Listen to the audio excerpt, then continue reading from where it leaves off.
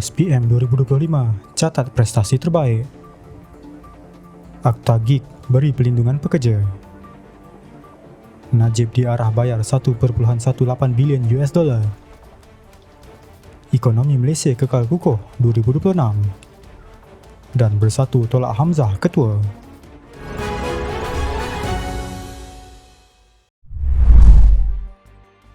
Prestasi SPM 2025 mencatat pencapaian terbaik dalam tempoh 5 tahun sekaligus membuktikan ketahanan pelajar termasuk generasi tanpa UPSR dan PT3. Menteri Pendidikan Fadlina Siddiq berkata, kejayaan itu hasil intervensi berterusan KPM bersama komitmen guru serta sokongan ibu bapa. Beliau menjelaskan KPM akan terus memperkukuh usaha termasuk memastikan kehadiran pelajar dan sokongan kepada golongan kurang berkemampuan. Dalam masa sama, Kementerian komited merapatkan jurang pendidikan bandar dan luar bandar melalui penambahbaikan fasiliti serta persekitaran pembelajaran.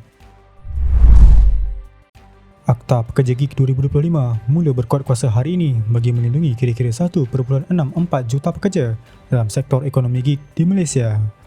Menteri Sumber Manusia Ar-Rahmanan berkata, akta ini menyediakan pelindungan jelas termasuk hak pekerja, keselamatan sosial dan mekanisme penyelesaian pertikaian.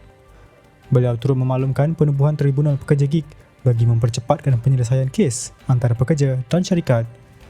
Kerajaan juga melantik Majlis Perundingan Gig bagi membincangkan isu utama seperti kadar pendapatan pekerja dalam mesyuarat akan datang. Mahkamah Tinggi Kuala Lumpur mengarahkan Najib Razak membayar 1.18 bilion US dollar kepada SRC International selain 120 juta US dollar yang dimasukkan ke akaun pribadinya. Menurut laporan Malaysia Kini, Hakim Ahmad Fairuz Zainal Abidin mendapati Najib melanggar tugas fidusiari dan menyalahgunakan kuasa berdasarkan bukti aliran dana serta dokumen. Mahkamah turut memutuskan tindakan Najib menyebabkan kerugian besar kepada SRC melalui transaksi kompleks melibatkan beberapa entiti luar pesisir. Dalam keputusan sama, Mahkamah menolak pembelaan Najib serta tuntutan pihak ketiga dan menegaskan wujud penyalahgunaan kuasa secara sistemik. Ekonomi Malaysia mencatat pertumbuhan 5.2% tahun lalu walaupun berdepan cabaran global yang tidak menentu. Gabanah BNM Abdul Rashid Ghafur berkata, kestabilan domestik membantu mengurangkan kesan kejutan luaran serta menyokong pembaharuan ekonomi.